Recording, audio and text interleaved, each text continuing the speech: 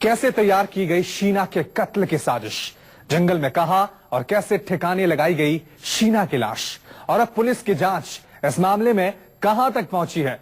News 24 पर हम आपको दिखाएंगे शीना के कत्ल की पूरी कहानी। महाराष्ट्र में रायगढ़ के उस जंगल में पहुंचा है न्यूज 24, जहां इंद्राणी ने अपने साथियों के साथ मिलकर अपनी बेटी शीना का कत्ल करने के बाद उसे जलाकर दफन कर दिया था। रायगढ़, महाराष्ट्र।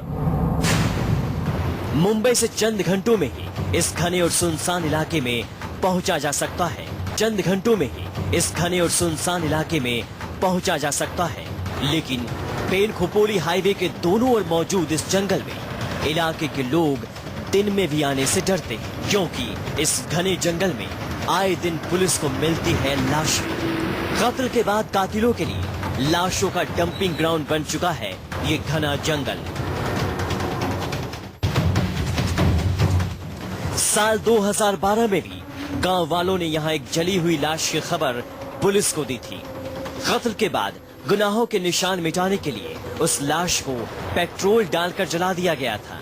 लाश करीब 99% जल चुकी थी, लेकिन नाखूनों पर लगे नेल पेंट से पता चला कि वो लाश एक महिला की थी।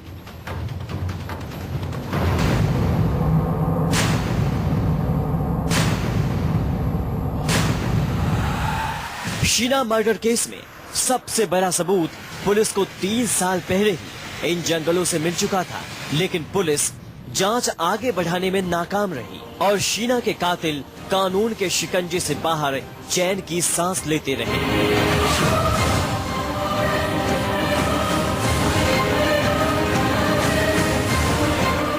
न्यूज 24 उस जगह पर पहुंचा जहां कत्ल के बाद शीना बोरा की लाश को दफनाया गया था।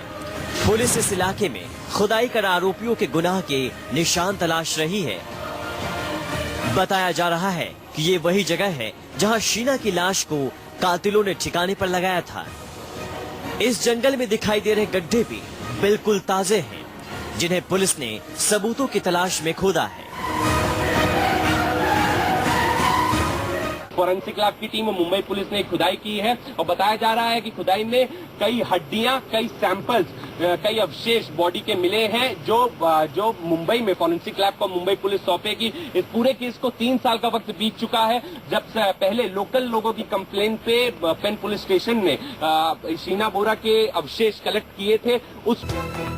अब तक की पुलिस जांच में पता चला है कि शीना की मौत के घाट उतारने से पहले कातिलों ने इस इलाके की रेकी की थी और इस सुनसान इलाके की पहचान की थी जहां शीना की लाश को ठिकाने लगाया गया। ठीक हाईवे के किनारे इस खाई में जमा किए गए कत्ल के सबूतों को अब पुलिस ने फोरेंसिक जांच के लिए भेजा है।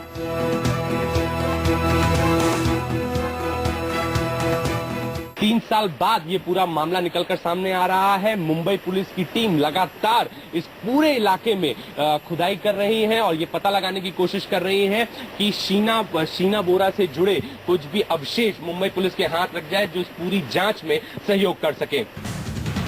लेकिन इस मामले में राहत की बात यह है कि करीब 3 साल पहले मिली शीना की लाश के सैंपल पुलिस ने संभाल कर रखे हैं और अब जो सबूत पुलिस ने मौके से जमा किए हैं उनका पुलिस के पास मौजूद पहले के सबूतों से मिलान किया जाएगा।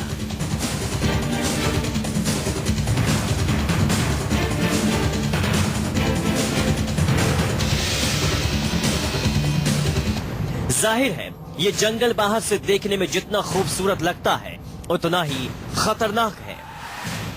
साल 2012 में यहां से करीब 10 से 12 कंकाल पुलिस को मिले थे। यही हाल साल 2013 में भी था। कोई नहीं जानता कितने संगीन वारदातों के सबूतों को यहां दफन किया गया है और क्या कभी उन वारदातों की सच्चाई दुनिया के सामने आ पाएगी। इस एक इन्वेस्टिगेशन की तो उसके बाद यहाँ से अभी भी 4 से 5 हड्डियां बरामद हुई, जो बताया जा रहा है। कई और अवशेष बरामद हुए केस से जुड़े। एक बार फिर उन हड्डियों को फोरेंसिक लैब को सौंपा जाएगा और ये जांच के लिए दिया जाएगा क्या ये हड्डियां शीना बोरा की ही है। कैमरामैन अखिलेश सिंह के साथ सिद्धांत मिश्रा, न्यूज 24 मुंबई। खोपोली पेन हाईवे के दोनों बसे किनारे घने जंगलों में शीना की लाश को ठिकाने लगाया गया था। देखिए कैसे रची गई ये खतरनाक साजिश। न्यूज 24 संवाददाता सिद्धांत मिश्रा की रिपोर्ट। रायगढ़ के गोगुरा बुद्रुक के जंगलों में है। ये वही जंगल है जहां पर 2012 में शीना बोरा को दफनाया गया था। जी आपको बता दें, ये जंगल मुंबई से 150 किलोमीटर की दूरी पर है। 8 किलोमीटर में फैला ये घना जंगल है जहां पर किसी को भी भनक नहीं लगेगी जंगल के अंदर क्या हो रहा है। रोड से सटा हुआ हालांकि ये जंगल है, लेकिन उसके बावजूद भी आप देख सकते हैं कितना घना जंगल है कि यहाँ पर जंगल के अंदर कुछ भी हो तो बाहर भनक नहीं लगेगी। और इसी का फायदा उठाया संजीव खन्ना, श्याम राय और इंद्रानी ने, जिन्होंने 2012 में शीना का कत्ल किया। कत्ल के बाद मुंबई से 150 किलोमीटर दूर इन जंगलों में शीना के बॉडी को दफना दिया गया। आपको बता दें, शीना बोरा का कत्ल मुंबई में ही कर दिया गया था। बाकायदा एक दिन पीटर मुखर्जी के गैराज में उस गाड़ी को रखा गया जिसमें शीना बोरा की लाश थी। दूसरे दिन लाश को ठिकाने लगाने के लिए इंद्रानी मुखर्जी, संजीव खन्ना और ड्राइवर श्याम राय इसी जंगलों में आए। ये रायगढ़ जिले का जंगल है, मुंबई से 150 किलोमीटर की दूरी पे। आपको बता दें, जो मेरे पीछे आप जो देख रहे हैं वो सड़क का रास्ता है। वहां पर उन्होंने अपनी गाड़ी रुकाई, बाकायदा उस सूटकेस को लाया जिस सूटकेस में शीना बोरा की लाश थी। लाश को इन जंगलों के अंदर से होते हुए इस स्पॉट तक लाए और उसके बाद लाश में पेट्रोल छिड़क कर लाश को आग लगा दी। आग लगाने के बाद जो लाश थी वो तकरीबन 70 से 80% तक जली हुई थी, जिसके बाद इन्हीं जंगलों में उसे गाड़ दिया गया। पुलिस की थ्योरी की माने तो 23 अप्रैल 2014 को इंद्रायणी मुखर्जी अपने ड्राइवर श्याम राय के साथ रायगढ़ जिले के इसी जंगल का मुआयना करने आई थी।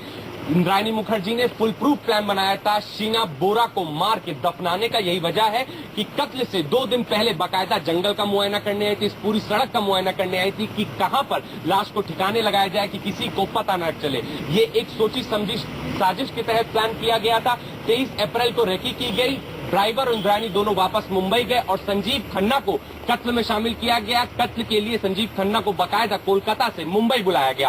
संजीव खन्ना 24 अप्रैल 2012 को मुंबई आए। संजीव खन्ना जब मुंबई आए तो देर शाम शीना बोरा को इंद्रायणी ने अपनी गाड़ी में बैठाया। गाड़ी में बैठने के बाद शीना बोरा का कत्ल कर दिया। संजीव खन्ना ने गला दबाकर, जो पुलिस की थ्योरी बता रही, गला दबाकर शीना बोरा का कत्ल किया गया। उसके बाद उसकी बॉडी को एक सूटकेस में रखा गया और उस गाड़ी के अंदर सूटकेस रखा था, उस गाड़ी को पीटर मुखर्जी के वर्ली निवास पर पार्क किया गया। अगले दिन सुबह फिर एक बार तीनों संजीव खन्ना, इंद्रायणी मुखर्जी और श्याम राय उस गाड़ी को लेकर इन्हीं जंगलों में आए और इन्हीं जंगलों में, जो मैं आपको तस्वीरें दिखा रहा हूं, इन्हीं जंगलों में शीना बोरा की लाश को जला दिया गया। उस पर पेट्रोल छिड़का गया, बड़े पैमाने पर पेट्रोल छिड़का गया था और यही वजह है कि बाकायदा रेकी की गई और दूसरे दिन बॉडी को जलाया गया इन जंगलों में और आसपास वालों को इसकी भनक तक नहीं लगी। फोरेंसिक लैब की टीम मुंबई पुलिस ने खुदाई की है और बताया जा रहा है कि खुदाई में कई हड्डियां, कई सैंपल्स, कई अवशेष बॉडी के मिले हैं जो मुंबई में फोरेंसिक लैब को मुंबई पुलिस सौंपेगी। इस पूरे केस को 3 साल का वक्त बीत चुका है। जब पहले लोकल लोगों की कंप्लेन पे पेन पुलिस स्टेशन ने शीना बोरा के अवशेष कलेक्ट किए थे, उस वक्त भी कुछ अवशेष मिले थे, लेकिन अब एक बार फिर मुंबई पुलिस जब 3 साल बाद इस स्पॉट पर आई, इस स्पॉट पर खुदाई की और बाकायदा एक इन्वेस्टिगेशन की तरह खुदाई की गई। आप देख सकते हैं 4 से 5 खड्डे खोदे गए हैं। तकरीबन 7 घंटे तक ये पूरी खुदाई चली है और इस एक इन्वेस्टिगेशन की, तो उसके बाद यहाँ से अभी भी 4 से 5 हड्डियां बरामद हुई, जो बताया जा रहा है कई और अवशेष बरामद हुए केस से जुड़े। एक बार फिर उन हड्डियों को फोरेंसिक लैब को सौंपा जाएगा और ये जांच के लिए दिया जाएगा क्या ये हड्डियां शीना बोरा की ही है। आसपास वाले जब शिकायत करते तो इन्हीं खाइयों को खोदकर उन अवशेषों को निकाला जाता है, डायरी एंट्री होती है और उसके बाद फोरेंसिक जांच के लिए भेज दिया जाता है। अधिकतर केसेस अनडिटेक्टेड रहते हैं। अपराधियों के लिए, अपराध जगत के लिए जंगल एक जन्नत से कम नहीं है, क्योंकि सालों तक यहाँ पर अगर आप किसी भी क्राइम को अंजाम देते हैं तो क्राइम अनडिटेक्टेड रहता है, किसी को पता तक नहीं लगेगा, किसी को भनक तक नहीं लगेगी, क्योंकि हाईवे मेन रोड से बहुत दूर है ये जंगल। इसी के साथ साथ जो यहाँ पर जो इस जंगल के पास की सड़क है वहाँ इक्का दुक्का लोग गुजरते हैं, ट्रक वाले, बस वाले या फिर जिनको इस सड़क पर काम होता है। सुनसान इलाके का लोग फायदा उठाकर अपराध को इस जंगलों में अंजाम देते हैं, जैसा कि इंद्रायणी मुखर्जी ने किया। ये तस्वीरें मैं आपको गागोदे गांव की दिखा रहा हूँ, जो कि रायगढ़ के जंगलों से महज आधे किलोमीटर की दूरी पर है। वही जंगल जहाँ पर शीना बोरा की लाश पहली बार 2012 में मिली थी, जब इसी गांव के लोगों ने पुलिस को इस बारे में बताया था कि एक कंकाल को जलाकर दफनाया गया है उन जंगलों में। मेरे साथ सरपंच साहब, पाटिल साहब मौजूद है, उनसे बात करेंगे। पाटिल साहब, आप बताइए, वो बॉडी उधर ही दफन किया कर डालती है। तो लेकिन वो 2 किलोमीटर के आसपास वो जंगल का क्षेत्रफल है, तो उधर कोई भी लाइट या किसी की बहुत बड़ा जंगल है। और उधर क्या है, जो बहुत जंगल है, जंगल है और रोड जाता है उधर से। रात में कोई उधर कुछ डालता है तो कोई किसी को मालूम नहीं होता है। और उधर लाइट का सुविधा नहीं है। ऐसा ही कुछ बाहर का आदमी आता है और उधर लाश वगैरह डालते हैं, हम लोगों को गाँव वालों को पता नहीं चलता। और रोड के नीचे हुआ कम से कम 16 मीटर के नजदीक है नीचे। गांव के लोग आए दिन सरकार से, प्रशासन से गुजारिश करते रहते हैं कि वो कई किलोमीटर में फैले जंगल के इर्द गिर्द स्ट्रीट लाइट लगाई जाए, वहां पर बीट चौकी बनाई जाए, पुलिस बैठे रहे, जिसमें आए दिन जिस प्रकार से हादसे होते हैं, जैसे शीना बोरा का हादसा हुआ, या हर साल जिस प्रकार से वहां हड्डियां मिलती हैं, कंकाल मिलते हैं, ऐसे हादसे होना बंद हो जाए। मुंबई के करीब पेड़ के जंगलों से मिले हैं शीना के अवशेष। इंद्राणी मुखर्जी और उनके बेटे मिखाइल के डीएनए सैंपल आज मुंबई के जेजे अस्पताल में डीएनए जांच के लिए भेजे जाएंगे, ताकि कत्ल के इस केस की कड़ियां जोड़ी जा सके। सुनिए इस मामले में अस्पताल का क्या कहना है। मई 2012 में पेन पुलिस को एक लाश बरामद हुई थी, शिनाख्त नहीं हो पाई थी। उसके कुछ अवशेष पेन पुलिस ने जेजे हॉस्पिटल भेजे थे।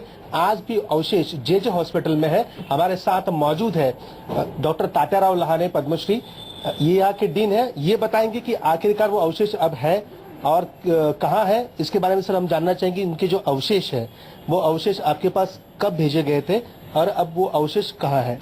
ये जो अवशेष है हमारे पास, अननोन अवशेष हमारे पास मई 2012 में भेजे गए थे।